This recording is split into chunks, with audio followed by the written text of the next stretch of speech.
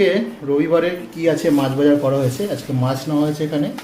এগুলো হচ্ছে বেলে মাছ, এগুলো গঙ্গার বেলে, তাজা বেলে ছিল একদম বড় বড় বেশ।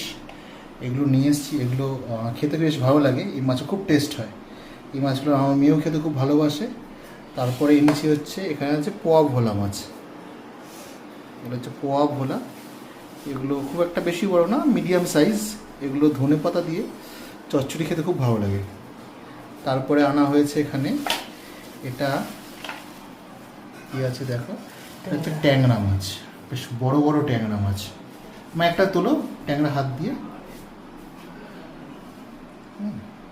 ট্যাংরাগুলো বেশ বড় বড় সাইজের ট্যাংরা আছে। এখানে 1 কিলো ট্যাংরা মাছ আছে। ট্যাংরা মাছ খেতে কিন্তু বেশ ভালো লাগে।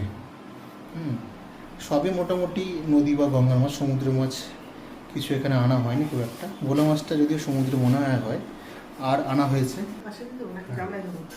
আর এনেছি এখানে, এটা হচ্ছে কাতলা মাছের পেটি। শুধু এটা কাতলা মাছের পেটি, খেতে কিন্তু বেশ ভালো। বড় একটা কাতলা মাছ ছিল, প্রায় 7 কিলো ওজনের কাতলা মাছ।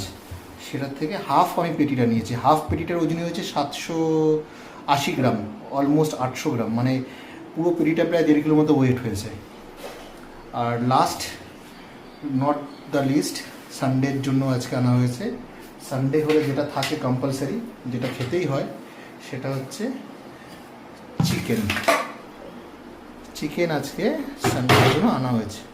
এই হচ্ছে আজকের বাজার।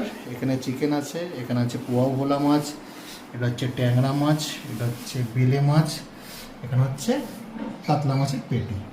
এই হলো গিয়ে আজকের মাছ বাজার।